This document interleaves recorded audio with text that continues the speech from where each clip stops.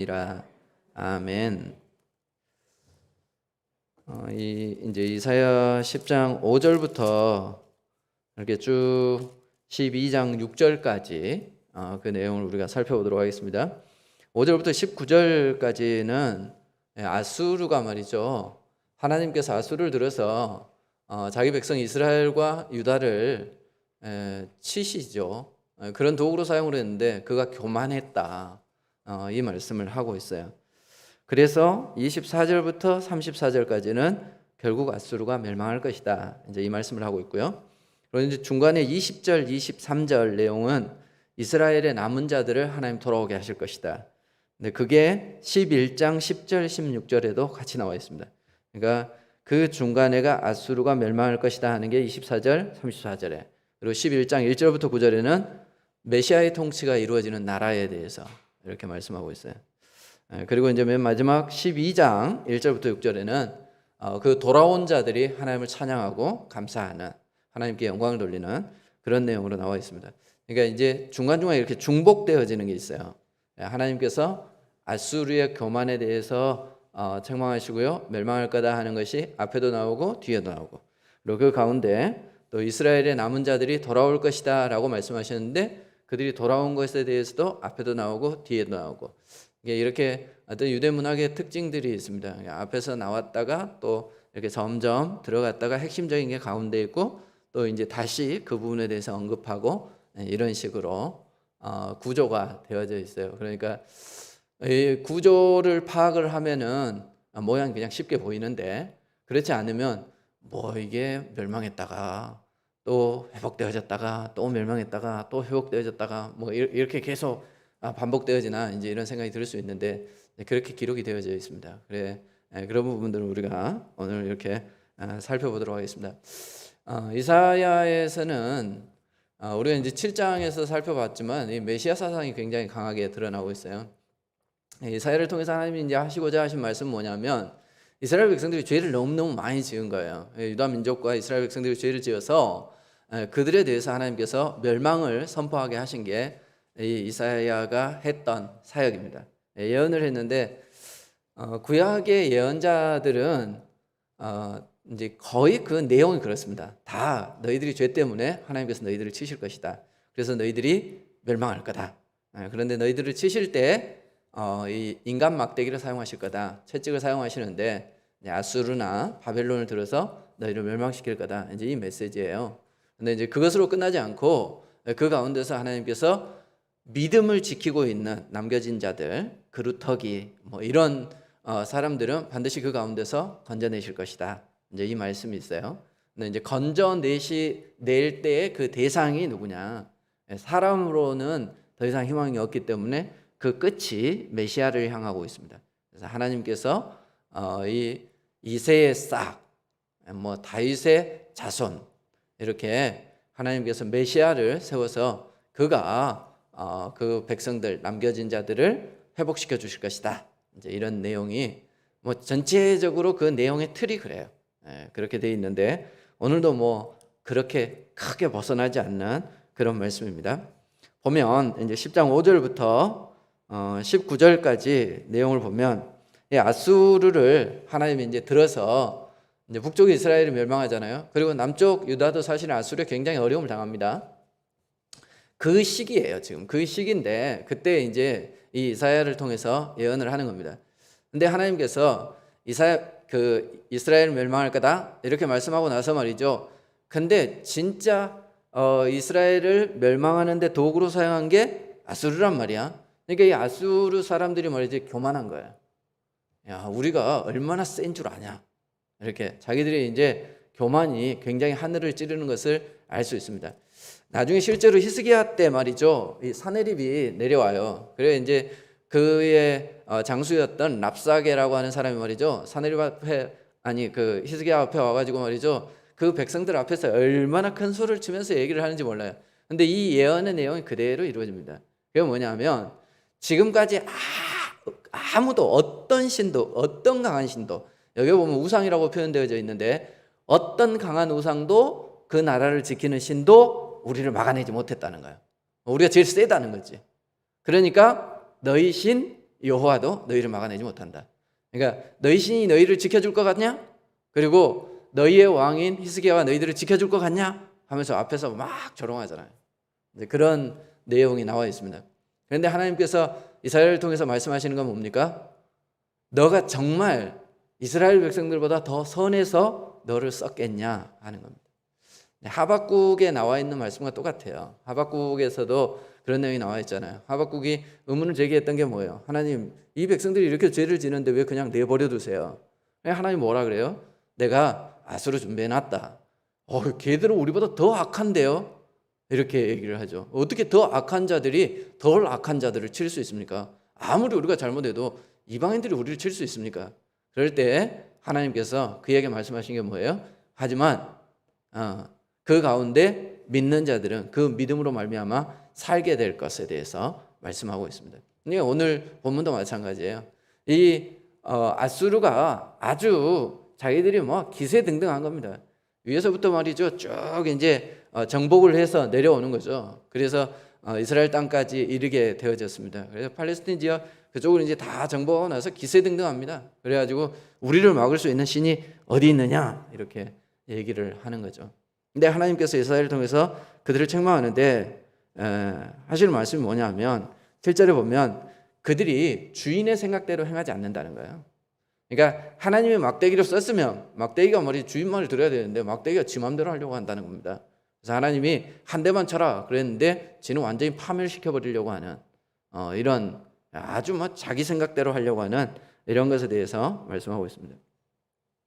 아무리 큰 신이라도 자기를 이기지 못한다 이렇게 이제 나중을 하고요.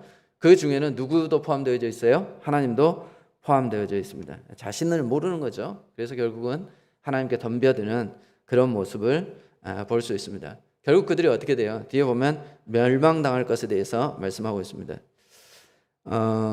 이 16절에 보면 그런 말씀이 나와 있어요. 16절에 보면 그들이 이제 멸망할 때 얼마나 하나님께서 처참하게 멸망시킬 건가? 살찐 자를 파리하게 쫙 말라버리게 하신다는 거죠.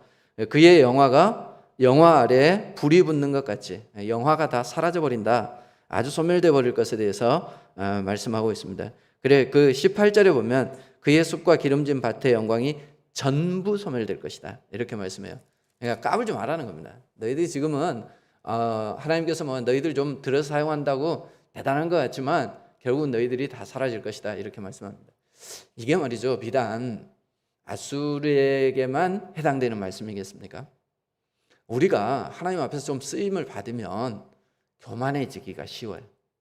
그래서 하나님 앞에서 끄떡거립니다. 내가 잘나서 그렇다. 이런 생각을 가질 때가 많아요. 그럴 바에야 차라리 못난 게 낫습니다. 우리가 잘 알고 있는 것처럼 다윗은 말이죠. 하나님께서 얼마나 사랑하고 인정하는 그런 왕이었습니까? 근데 그 인생이 말이죠. 마지막에 이르렀을 때 그가 하나님 앞에서 큰 죄를 져요. 그게 뭐냐면 인구조사하는 거예요. 우리가 생각할 때 왕이 인구조사하는 게 뭐 그리 나쁜 일입니까? 우리도 보면은 그 정기적으로 말이죠. 통계청에서 인구조사 하잖아요. 그게 뭘 나쁜 일이에요. 그런데 그 의도가 나쁜 거예요. 뭐 때문에 다윗이 인구조사를 했냐면 자기가 생각해도 말이지 이 베들레헴 목동 쬐그만한 마을에 말이지 별로 이름도 없는 그런 자신이 골리앗을 물리친 것부터 시작해가지고 그 이후에 말이지 왕이 되어져요. 그래 유다의 왕이 되어지고 통합 이스라엘 왕이 되어지고 막 이래 자기가 그래 전쟁에 나갈 때마다 승리를 하는 겁니다. 그리고 주변에 있는 나라들이 말이죠 자기를 두려워하고 그런 거죠. 그래 어떻게 보면 왕으로서 승승장구하게 그렇게 역대 지금까지 왕이라 할 사람이 누가 있습니까? 자기 앞에 사울이 있었는데 말이죠. 그는 하나님 앞에 범죄해서 이상하게 그 삶을 마감하고 말았잖아요. 다윗은 하나님께 사랑받죠. 그래 백성들로부터 존경받죠. 그리고 말이죠 자기가 많은 것을 이루어 놓았죠. 그러니까 얼마나 많이 이루어 놓았는가 그거 자기가 한번 확인하고 싶었던 거예요. 내 백성이 이만큼 되고 내 영토가 이만큼 된다. 교만한 거죠. 그래서 그가 그렇게 자랑하는 그 자기 백성들을 전염병으로 얼마나 많이 잃었습니까? 그러니까 우리가 하나님 앞에서 뭔가 하나님이 우리를 세워주시고 우리를 인정해 주실 때 말이죠. 그럴 때 더 겸손할 수 있어야 돼요. 그런데 교만하게 되어질 때 결국 넘어질 수밖에 없다. 이런 거 우리에게 주는 교훈이죠. 교만한 사람들이 자주 사용하는 말이 있습니다. 그게 뭐냐면 내가 했다는 겁니다. 내가 했다. 13절을 한번 보세요. 그의 말에 나는 내 손의 힘과 내 지혜로 이 일을 행하였나니 나는 총명한 자라. 계속 뭐라 그래요? 내 힘, 내 손, 내 지혜, 내 총명. 이렇게 자기가 잘났다는 겁니다. 교만한 사람들의 특징입니다. 자기 자랑을 많이 하는 것이죠. 그런데 하나님께서 그를 치시면 결국 자기가 얼마나 연약한 존재이고 하나님 앞에서 무력한 존재인가 하는 것을 깨닫게 되어지는 것이죠. 그들이 그렇게 까불다가 결국은 어떻게 되어졌습니까? 되돌아갑니다. 되돌아가서 결국은 자기 신하의 손에서 사나립이 죽게 된 것을 우리가 알 수 있습니다. 뭐 승승장구하고 나가는데 말이죠. 자기 나라 안에 자기를 모반하는 사람을 알지도 못하고 열심히 전쟁하고 말이죠. 영토를 확장하고 결국은 나중에 그 모반자들에 의해서 자기는 죽었어요. 얼마나 허무하게 마무리되어집니까? 우리 인생이 그런 거예요. 그런데 우리가 좀 잘 나갈 때 하나님 앞에서 뭐 대단한 사람이나 되는 것처럼 그렇게 나서는 거죠. 이 아수르의 어떤 교만에 대해서 하나님께서 이사야를 통해서 지적하시고요. 10장 24절 34절까지의 내용을 보면 결국 아수르가 멸망할 것이다 이렇게 말씀합니다. 24절을 보면 이렇게 되어 있어요. 아수르가 10장 24절입니다. 그 중간쯤 보세요. 아수르가 애굽이 한 것처럼 막대기로 너를 때리며 몽둥이를 들어 너를 칠지라도 그를 두려워하지 말라. 그러니까 이스라엘 백성들이 늘 아픈 것을 생각하면 언제를 떠오르는 거예요. 그들이 애굽의 노예 생활할 때 있죠.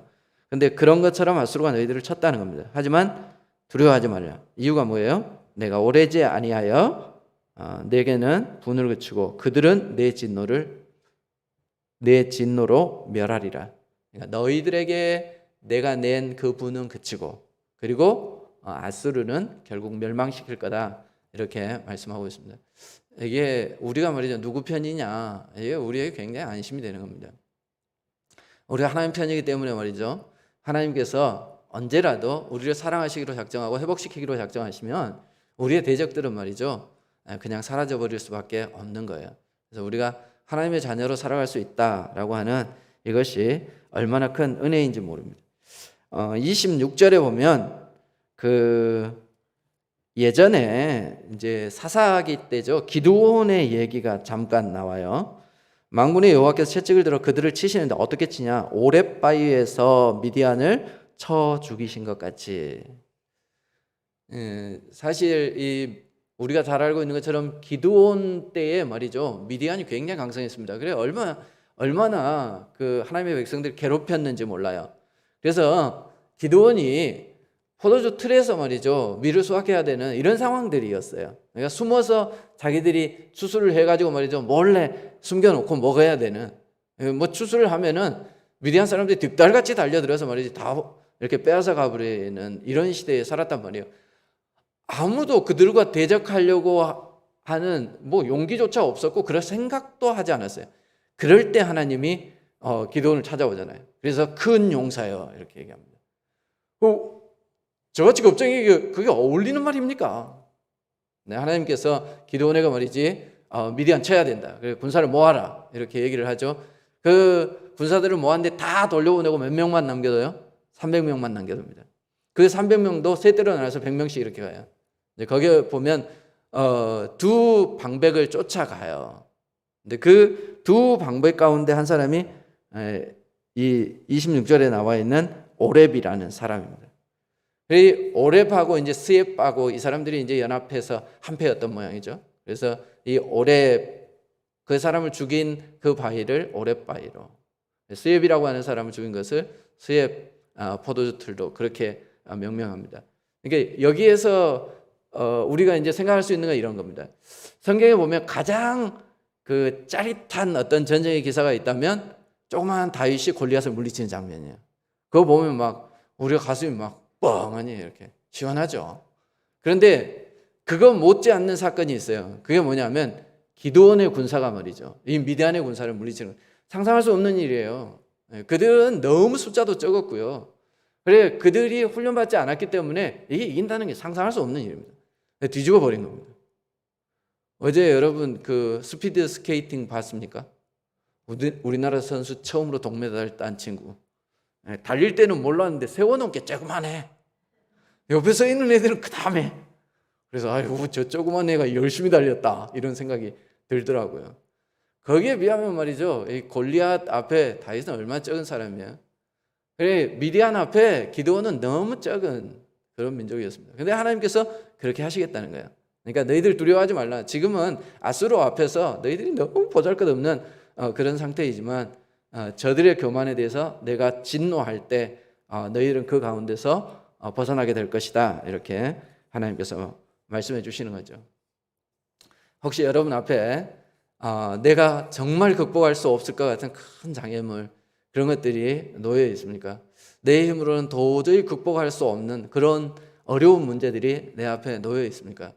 우리가 말이죠, 남겨진 자, 하나님 편에 서 있는 자, 오직 의인은 믿음으로 말미암아 살리라고 말씀하셨는데 내가 그 의인, 믿음을 가진 자에 해당되어진다면 그거로 말미암아 우리는 살게 될 수 있습니다. 우리에게 장애가 클수록 하나님의 기적은 우리에게 더 크게 역사하는 거예요. 근데 우리가 그 장애, 장벽 그것을 두려워하고 주저앉아 버리면 더 이상 나아갈 수 없는 거죠. 전쟁은 하나님께 속해 있습니다. 우리 인생도 마찬가지예요. 내게 속해 있는 모든 일들도 우리가 믿음 가운데서 하나님을 의지하고 나아갈 때 하나님은 우리에게 어떻게 역사하실 줄은 모르지만 그럼에도 불구하고 말이죠, 분명한 것은 하나님께서 원하신다면 안 되는 일이 없습니다. 하나님이 원하신다면 우리 앞에 그 어떤 대적도 끝까지 서 있을 수 없고요, 그 어떤 장애물도 우리를 막아설 수 없습니다. 그걸 하나님께서 이스라엘 백성들에게 말씀하고 계시는 거죠. 그게 이제 10장 20절부터 23절 그리고 11장 10절부터 16절 이스라엘의 남은 자들이 있는데 그들은 결국 돌아오게 될 것이다 이렇게 말씀하고 있습니다. 이게 이제 아수리의 멸망과 메시아 통치가 그 가운데 끼어 있어요. 근데 그 양쪽으로 이렇게 싸고 있어요. 그게 뭐냐? 이스라엘 남은 자들이 돌아온다. 이스라엘 남은 자들이 어떻게 돌아오는 거예요? 아수르는 대적은 멸망하고 그리고요 메시아 왕국이 세워지고 이제 이런 사이에 그걸 이렇게 뭐라 그러죠? 싸고 있어. 결국 하나님께서 그들의 대적들은 물리치시고 메시아 왕국을 세우겠다 이렇게 말씀하고 계시는 거죠. 저는 이 본문을 읽으면서 그런 생각이 들었습니다. 이제 하나님이 계속해서 이스라엘 백성들에 대해서 진노하고요, 그리고 이스라엘 백성들을 친 아수르에 대해서 진노하고 하나님 계속 치시는 장면이 나오는 거예요. 그런데 뭐 중간에 갑자기 어떤 장면이 탁 등장합니까?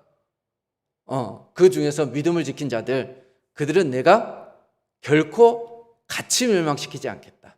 이래.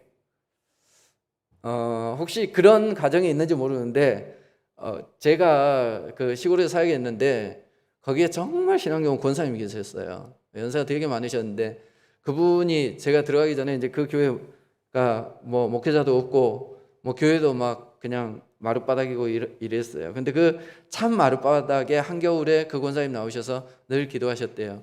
하나님, 우리 교회가 살아나야 될 텐데, 그러고 나서 그 다음에 젊은 목사를 보내주세요. 이랬다네. 그 권사님 기도가 너무 세가지고 젊은 내가 갔습니다. 그래 갔는데 거기 가서 그 권사님한테 이제 혼자 사세요. 남편도 없고 뭐 자녀들도 다 이제 뭐 출가하고 여든이 넘으신 그런 분이었는데 이제 이렇게 신방을 하면은 말씀을 하시잖아요. 당신이 살아온 것에 대해서 말씀하세요. 근데 그 권사님 그 얘기를 하세요. 자기 남편이 강씨였대요. 강씨가 나쁘다는 얘기는 아니에요. 근데 하여튼 강씨였대요. 근데 이 강씨였는데 그렇게 술만 먹고 오면 가족들을 모았다네. 그런 버릇이 있는 사람들이 있나 봐요. 그래가지고 말이죠, 1번부터 매 똑같은 얘기하는 거지. 몇 번을 들은지 모른다. 그러니까 자식들이 아버지가 부르면 도망간다네.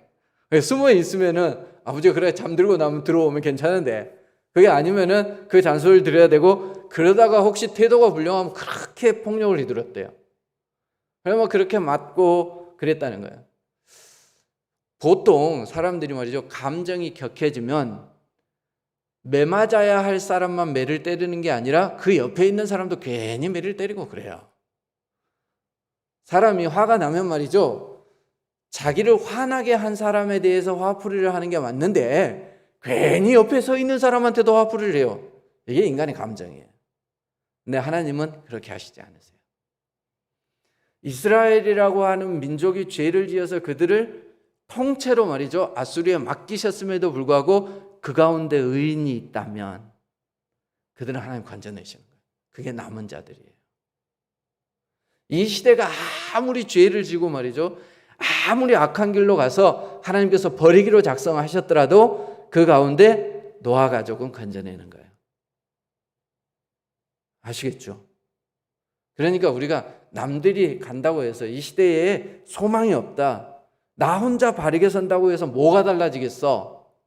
그래요. 세상은 안 달라질 수 있습니다. 하지만 하나님은 그런 나를 기억하세요. 그래서 그 남은 자들을 그 가운데서 건져내시는 것이죠. 그래서 이제 10장 20절 23절에 짤막하게 말씀하셨다가 또 11장 10절 16절에 보면은 그 가운데 또 건져내실 것임에 대해서 이렇게 말씀하고 있습니다. 이걸 통해서 우리가 알 수 있는 건 뭐예요? 세상에 말이죠, 강한 나라가 있습니다. 그러나 그 강한 나라의 지도자는, 왕은 한 시대, 그 시대를 다스릴 뿐입니다. 그리고 그는 사라져버리고 맙니다. 하지만 오고 오는 시대 온 인류의 역사를 주관하시는 분은 하나님이다 하는 것을 우리가 알 수 있습니다. 하나님께서 말이죠, 아브라함 자기 고향도 아닌 곳, 하나님이 계획하신 그곳으로 아브라함을 옮겨 놓으셨습니다. 그래, 하나님께서 본토 친척 아비집을 떠나라고 했지만 사실은 하나님 그대로 옮겨 놓으신 거예요.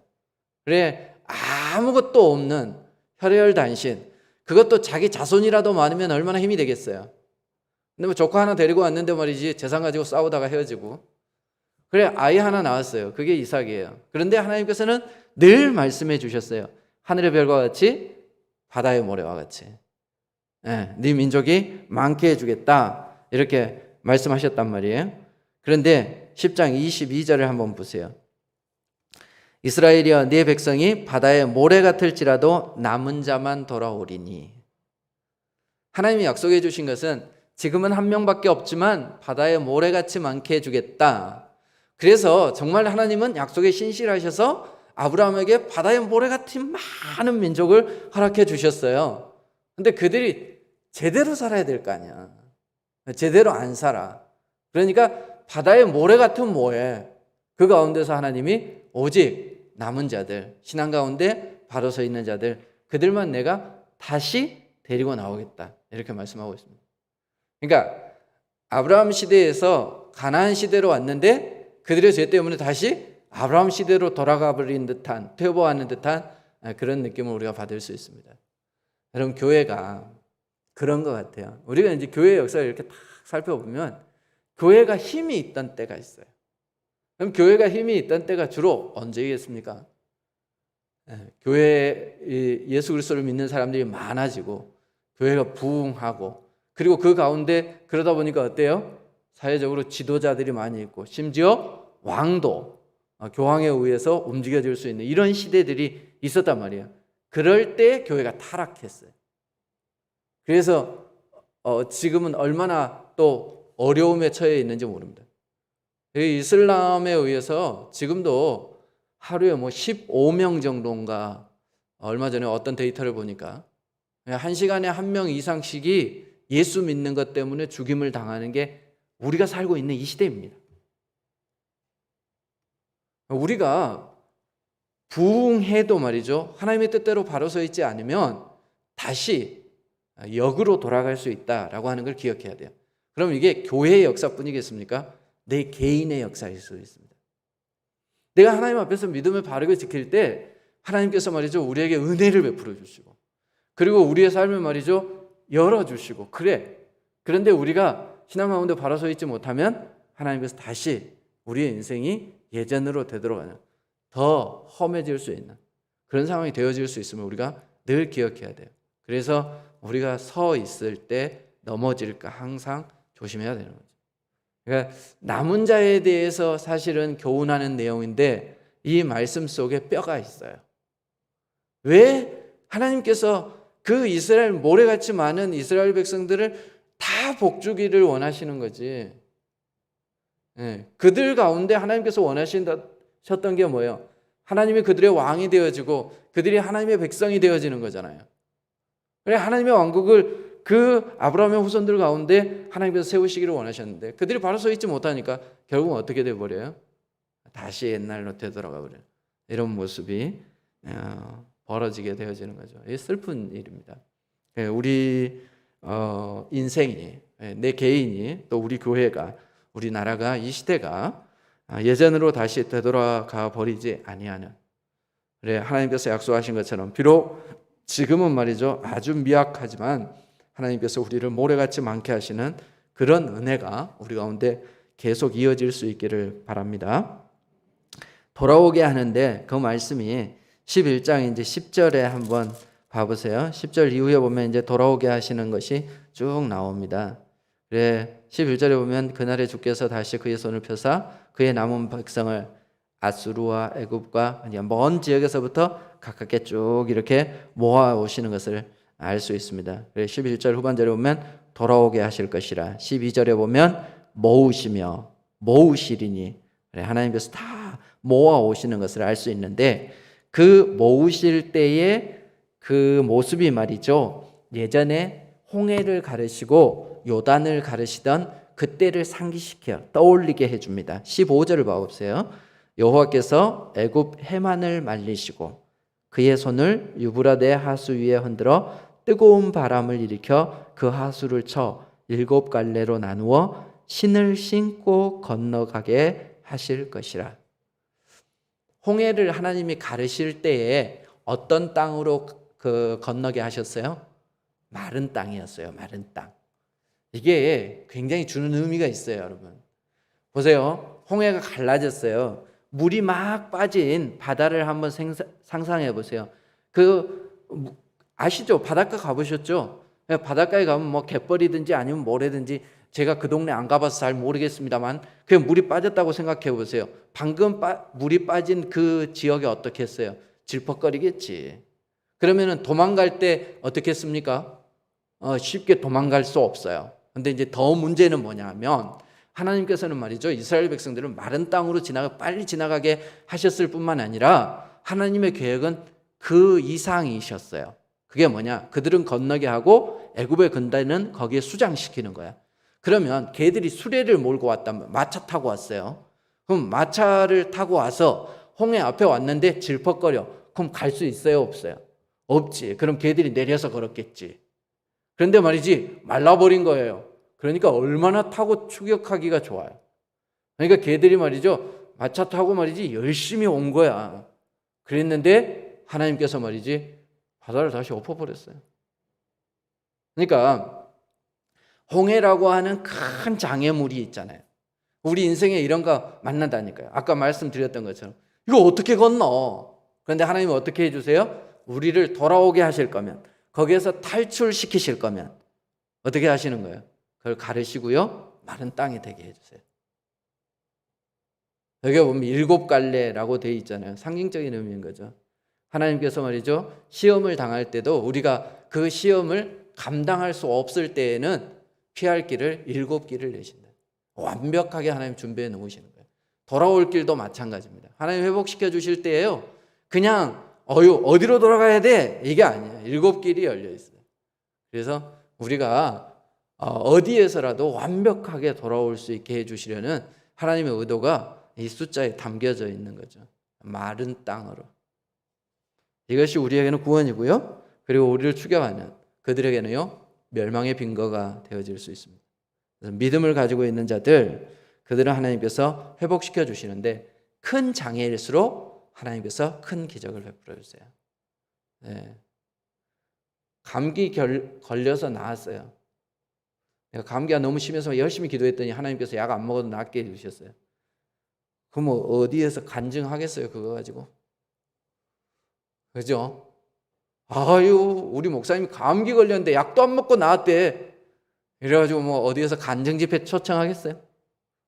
그런데 말이죠. 그분이 옛날에 암이 3개나 걸렸었대. 그런데 하나님께서 낫게 해주셨대. 그럼 부를만 하겠죠? 그러니까 이제 꼭 다 그런 것은 아닙니다만 우리가 우리 앞에 홍해 같은 게 놓여 있을 수 있습니다.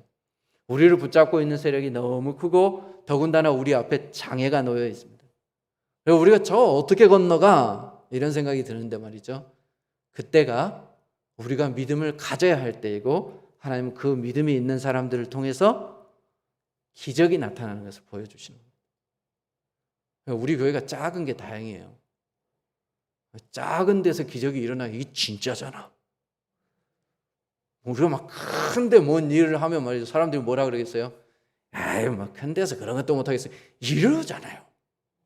그러겠죠. 우리가 말이죠. 많이 못 배운 게 다행이라니까.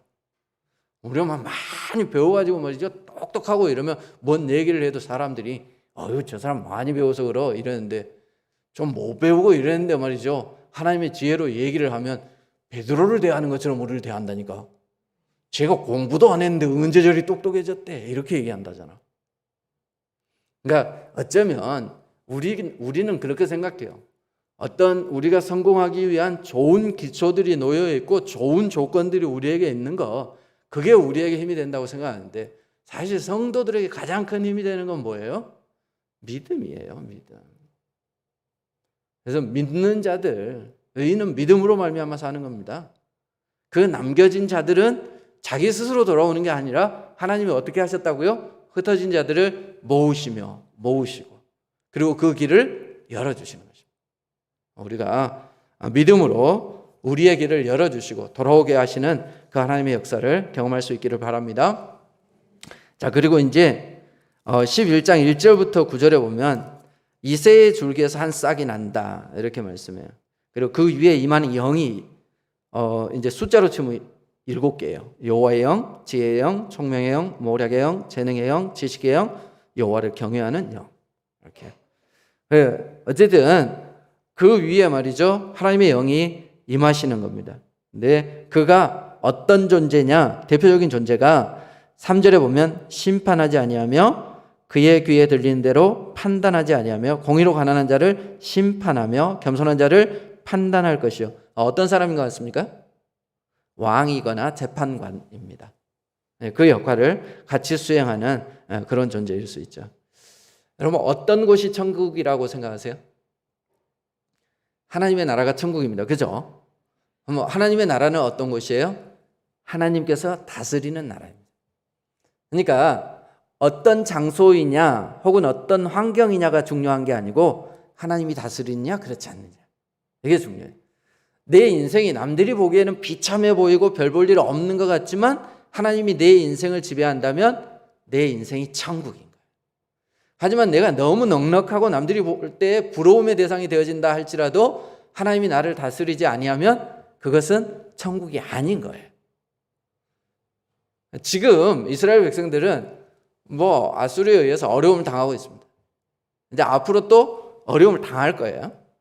그런데 그 상황 가운데서 하나님께서 회복에 대해서 말씀해요. 메시아 왕국. 인간 왕한테 맡겨놨더니 말이에요. 인간 왕은 연약해서 안 되는 거예요. 그래서 그들이 누구를 더 사모하게 만드는 겁니까? 그래, 우리에게는 하나님밖에 없어. 그래서 메시아를 더 기대하게 만드는 거죠. 그래서 이미 7장에 임마누엘에 대해서 말씀을 했습니다만 11장에 다시 이새의 줄기에서 나는 한 싹에 대해서 말씀하고 있습니다. 그분이 말이죠, 다스리는 나라, 그 나라의 특징이 있습니다. 하나님의 통치가 이루어지는 나라의 어떤 특징, 메시아 왕국의 특징, 그건 뭐냐? 적이 친구가 되는 것이. 이게 에덴입니다. 보면은 에덴이에요, 에덴. 하나님이 원래 창조했던 그 동산. 거기에는 말이죠, 서로를 해하는 것이 없죠. 사자가 소처럼 풀을 먹는데 아이가 말이죠, 독사 구멍에 장난을 치고 손을 넣어도 말이죠, 물지 않는 이런 일이 어떻게 일어날 수 있겠습니까?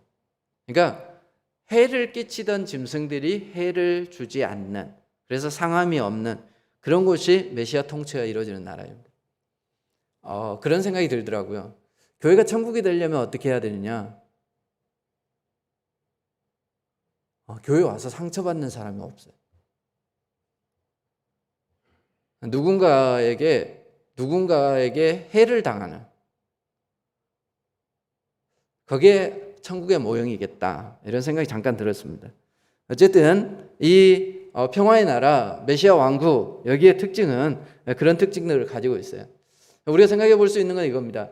적이 없느냐? 있습니다. 그런데요, 적이 원수가 되어지는 것이 아니고 적이 친구가 되어지는 것, 이게 천국이에요. 그러니까 우리의 삶에 위험이 없는 게 아니고 위험이 여전히 존재하는데도 그 안에서 평안을 누릴 수 있는 거예요. 이제 천지 창조의 완성은 뭐예요? 안식이잖아요. 안식. 그리고 예수님에 대해서 우리가 떠오를 때 가장 먼저 떠오르는 예수님이 어떤 왕이냐 하는 것을 떠오를 때 떠오르는 게 뭐예요? 평강의 왕이잖아요. 안식과 평강, 이건 뭐 같은 의미 아니겠습니까? 하나님이 원하시는 건 그런 거예요. 인간들이 우리가 하나님께서 창조하신 이 세상에서 말이죠, 평강을 누리고 살아갈 수 있다면 그럼 뭐 그게 천국인 거죠. 하나님의 나라는 그런 곳입니다. 이걸 누가 이루신다고요? 메시아가 이루어 주시는 거예요. 그래서 이제 그분이 오시면 이런 일들이 이루어지는 거죠. 근데 이제 여기에서 이제 다른 거는 그 표현들 우리가 많이 지금까지 설교도 많이 듣고 여러분들이 다 알고 계실 거예요. 근데 우리가 주목할 게 있습니다. 9절을 한번 봐보세요. 11장 9절. 같이 한번 읽어볼까요? 시작. 내 거룩한 산 모든 곳에서 해됨도 없고 상함도 없을 것이니 이는 물이 바다를 덮음같이 여호와를 아는 지식이 세상에 충만할 것임이니라. 아멘. 이 시대에 말이죠, 많은 선지자들이 외쳤던 얘기가 뭐냐 하면 왜 이 나라가 망하냐. 망하는 이유가 그들이 하나님을 아는 지식이 없어서 망한다. 이렇게 말씀해요. 자, 그럼 살아나려면 어떻게 해야 되겠어요? 하나님을 아는 지식이 있으면 되는 거예요. 이 지식이라고 하는 것이 단순히 우리가 어떤 지적으로 깨닫는다 이런 의미의 지식이 아닌 것이죠. 우리가 이제 하나님을 안다라고 할 때 이 알미 어느 정도까지 풍성해졌냐 하면 물이 바다를 덮는 것, 그건 당연한 거 아니에요? 바다에 물이 있는 건 당연한 거 아닙니까? 그런 것처럼 그리스도인들이 하나님을 아는 건 어떻게 보면 당연한 현상입니다. 그리고 그것은 굉장히 풍성합니다.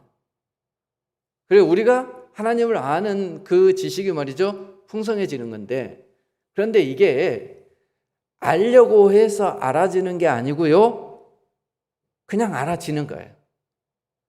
우리가 믿음을 가지게 되어지면 내가 하나님을 알기 때문에 믿어지는 게 아니라 믿음이 깊어질수록 하나님을 더 알아지는 거예요.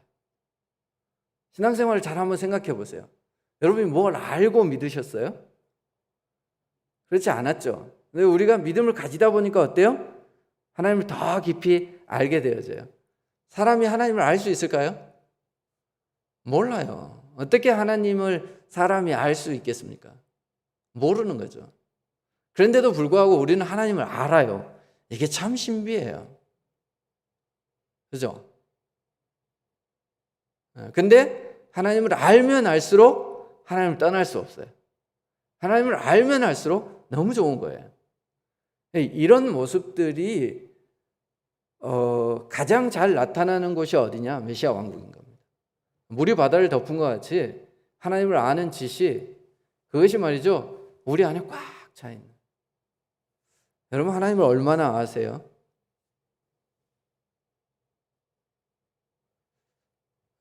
종종 우리가 이제 그 팬 있잖아요. 팬. 그 연예인들은 팬 클럽이 있고 그 팬들이 있죠. 이 친구들은 보면은 얼마나 자세히 알고 있는지 몰라요.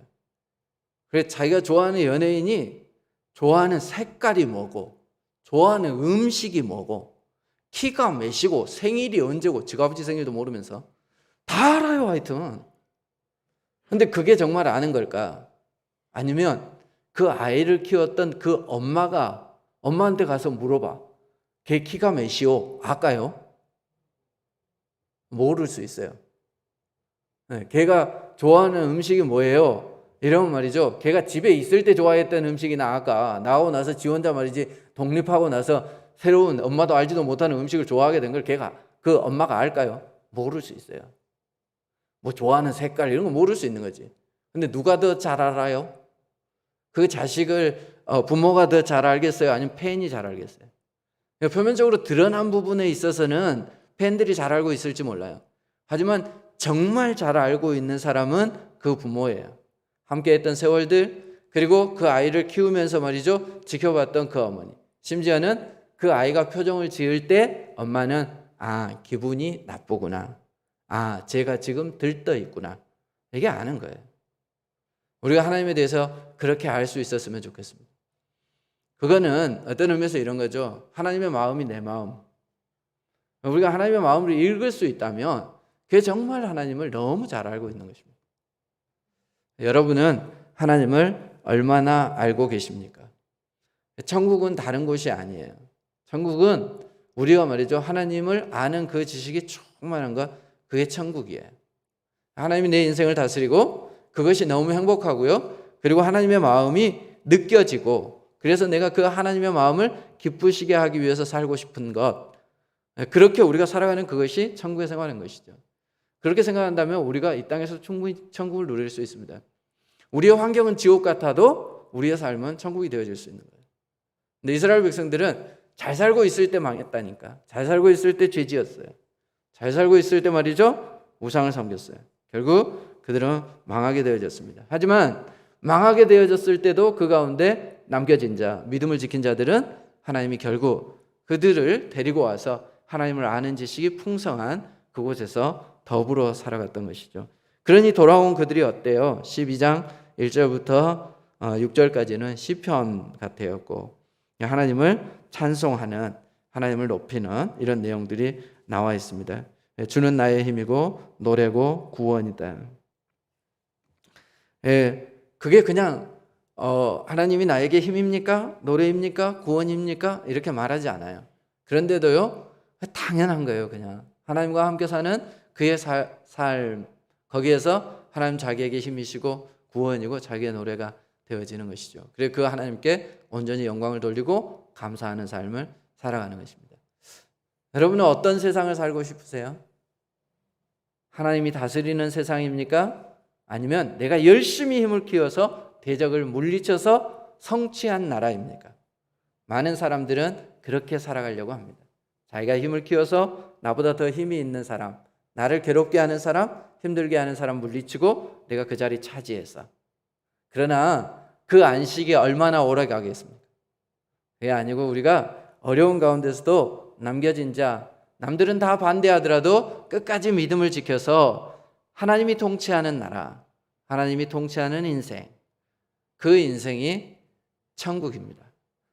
우리의 삶에서 그런 천국의 삶을 경험할 수 있는 그런 우리들이 되어질 수 있기를 바랍니다. 기도하겠습니다. 고마우신 우리 하나님, 감사합니다. 우리가 처해 있는 환경은 각자 다 다릅니다. 어떤 사람은 좀 형편이 나을 수도 있고, 또 어떤 이들은 우리가 상상하지 못할 만큼 힘들고 어려운 일들을 겪고 있으며 스스로 극복할 수 없어서 고민스러운 그런 상황에 놓여 있는 그런 사람도 있을 수 있음을 저희들이 압니다. 하지만 우리가 어떤 상황 가운데서도 하나님을 우리의 왕으로 모시고 살아가고, 우리가 하나님의 통치를 따르며 하나님을 깊이 알며 하나님을 찬양하며 감사하는 삶을 살아갈 때 그곳이 우리에게 천국이 되어질 줄 믿습니다. 우리 성도들의 각자의 삶이, 가정이, 우리 교회가 천국이 되어질 수 있도록 도와주옵소서. 무엇보다 하나님을 깊이 알아갈 수 있는 저희들이 되어지기를 원합니다. 말씀에서 우리에게 주신 교훈처럼 물이 바다를 덮음같이 우리가 하나님을 아는 그 지식으로 충만한 삶을 살아갈 수 있도록 도와주옵소서. 우리들 가운데 힘들고 어려운 길을 걸어가고 있는 성도들이 있습니까? 하나님, 앗수르보다 더 강한 적이, 내가 넘을 수 없는 산이, 강이 우리 앞을 가로막고 있는 그런 경험을 하고 있는 성도들이 있습니까? 하나님이 우리에게 다가오셔서 함께 해주시지 않으면 안 될 상황입니까? 그러면 우리가 더 간절히 하나님께 나아갈 수 있도록 도와주옵소서. 곧 길이 열리지 않고 우리가 원하는 시기에 적들이 사라지지 않는다 할지라도 하나님이 약속하신 것처럼 적들의 소굴에서 우리를 모으시고 이끌어 주실 분이 하나님이심을 믿습니다. 그러므로 우리가 그 하나님께 소망을 두고 살아갈 수 있도록 도와주옵소서. 낙심하지 아니할 그 순간에 하나님께서 우리에게 찾아와 주시고 손 내밀어 주시고 일으켜 세워 주옵소서. 예수님 이름으로 기도하옵나이다. 아멘.